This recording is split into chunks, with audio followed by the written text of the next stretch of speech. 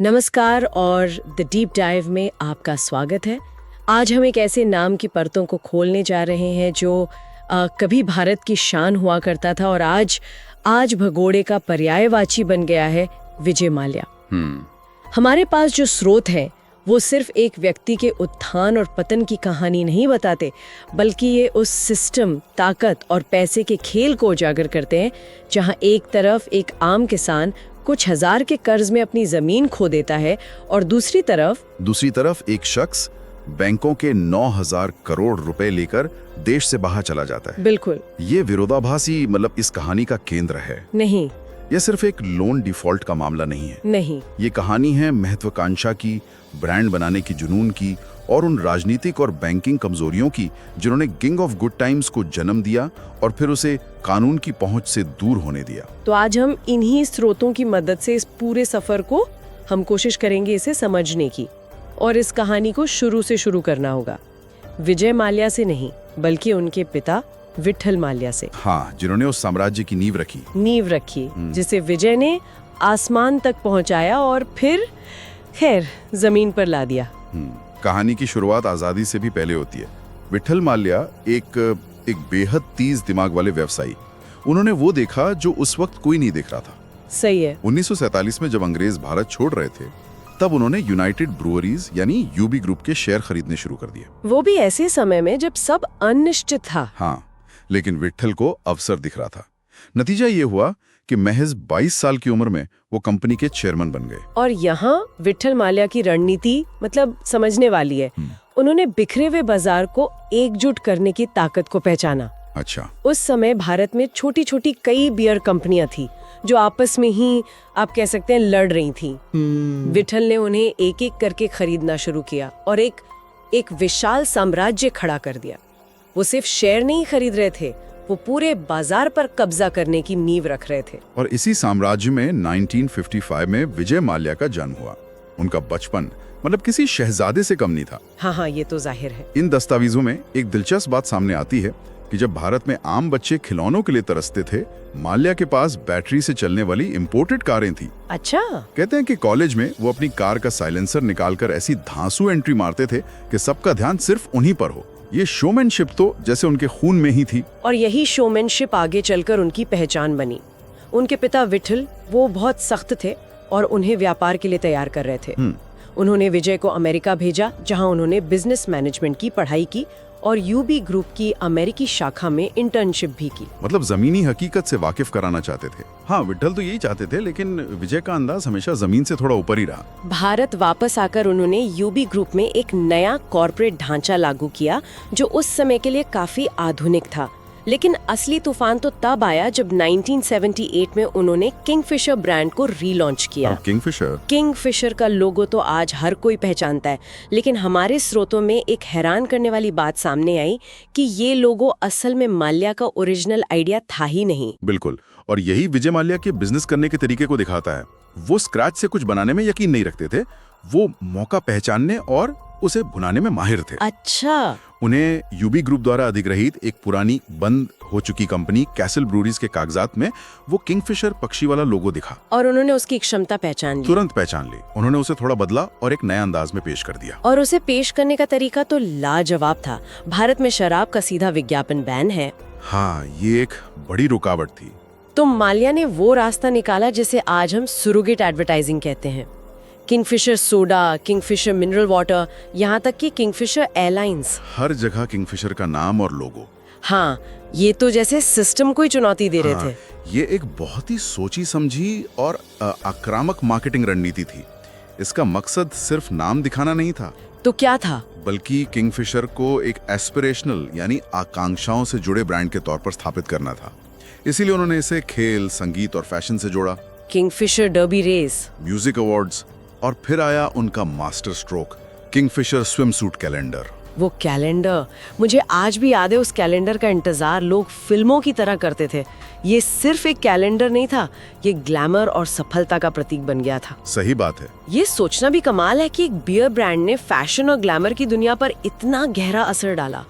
दीपिका पादुकोण, कटरीना कैफ जैसी अभिनेत्रियां हाँ, अपने करियर की शुरुआत में इसी कैलेंडर का चेहरा बनी थी।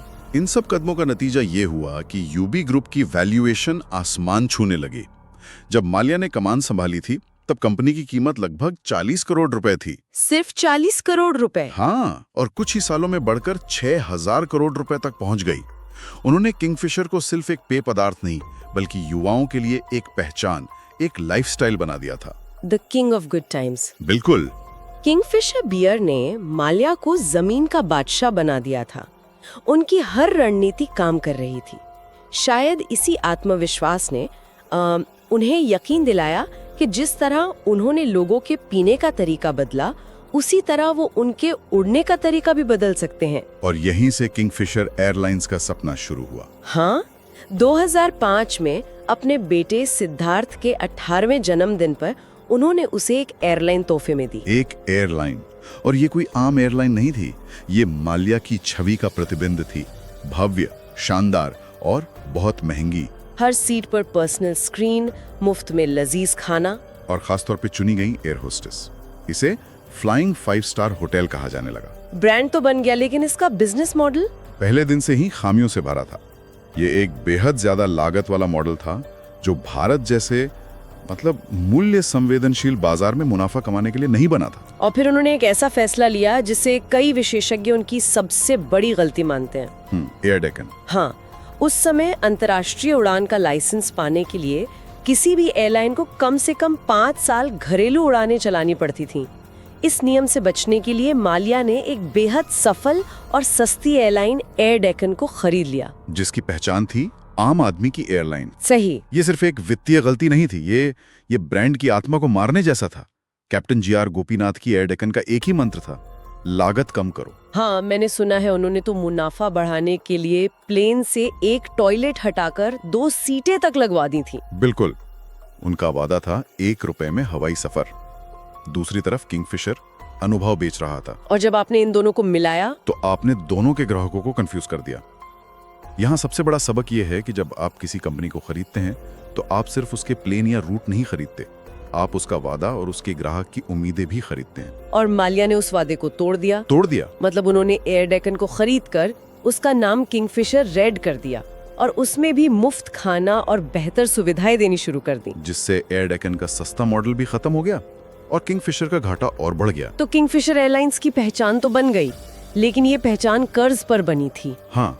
और अब हम कहानी के उस हिस्से में आते हैं जहां व्यक्तिगत महत्वाकांक्षा और सिस्टम की कमजोरियां एक साथ मिलती हैं, जिससे हजारों करोड़ के कर्ज का जाल तैयार होता है। बिल्कुल। एयरलाइंस लगातार भारी घाटे में चल रही थी, लेकिन माल्या के रुतबे और उनकी ब्रांड वैल्यू के दम पर बैंकों ने वो उन पर लोन देते जा रहे थे। 1-2 नहीं, 17 बैंकों के समूह ने। 17 बैंकों ने। इन रिपोर्ट्स में एक किस्सा बार बार सामने आता है जो पूरे सिस्टम पर सवाल खड़ा करता है।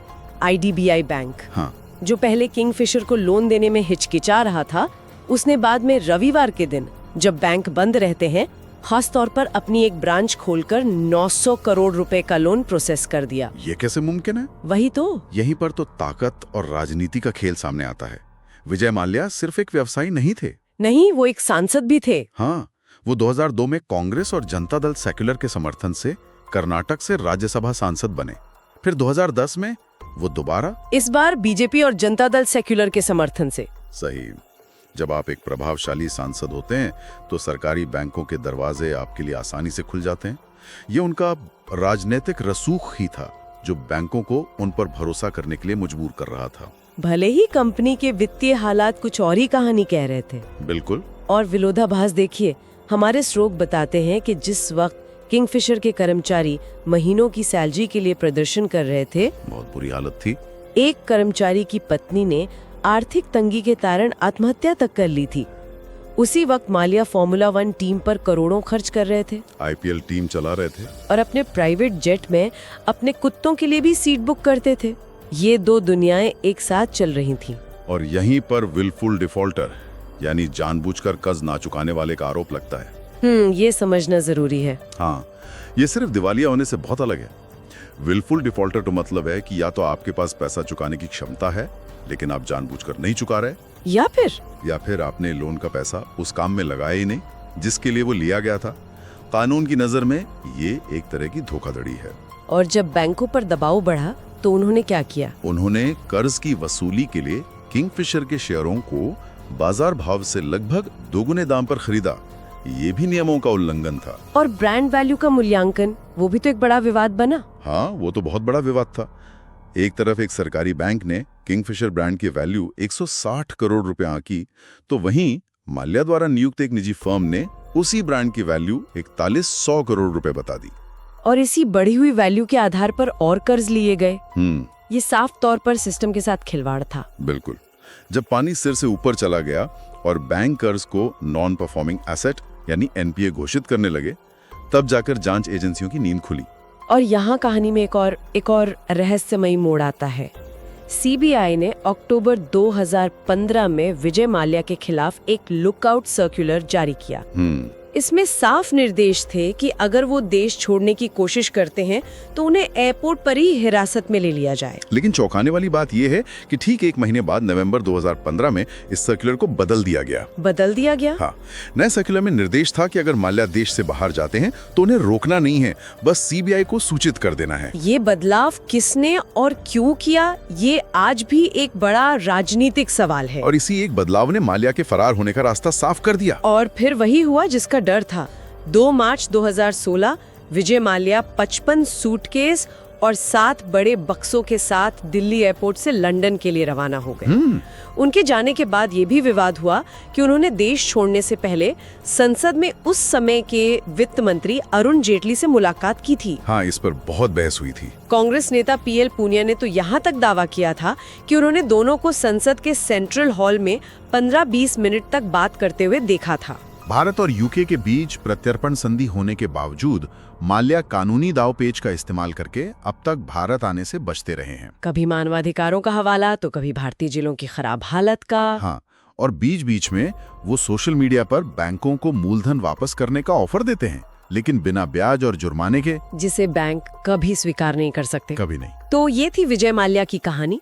कैसे एक शानदार व्यवसायी, एक मार्केटिंग गुरु भारत के सबसे बड़े डिफॉल्टर्स में से एक बन गया। ये कहानी दिखाती है कि कैसे व्यक्तिगत महत्वाकांक्षा जब सिस्टम की कमजोरियों के साथ मिल जाती है तो जनता के हजारों करोड़ रुपए डुबो सकती है। बिल्कुल। बैंक आज भी भारत और यूके में अपनी संपत्ति वसूलने के लिए कानूनी लड़ाई लड़ रहे हैं, लेकिन ये मामला अपने पीछे कुछ बहुत गंभीर सवाल छोड़ जाता है। और यही आज का विचारणीय प्रश्न है। विजय माल्या को वापस लाने की कोशिशें अपनी जगह हैं और शायद एक दिन वो वापस आ भी जाएं, लेकिन सोचने वाली बात यह है कि हमारे बैंकिंग और राजनीतिक सिस्टम में ऐसी कौन सी दरारें हैं, कौन सी कमजोरियां हैं जो किसी एक व्यक्ति को आम जनता के पैसे के साथ इतना बड़ा खेल करने की इजाजत देती हैं? एक बहुत बड़ा सवाल है। क्या सिर्फ एक विजय माल्या को सजा देना काफी है, या फिर उस पूरे ढांचे को दुरुस्त करने की जरूरत है जो ऐसे और किंग्स को जन्म दे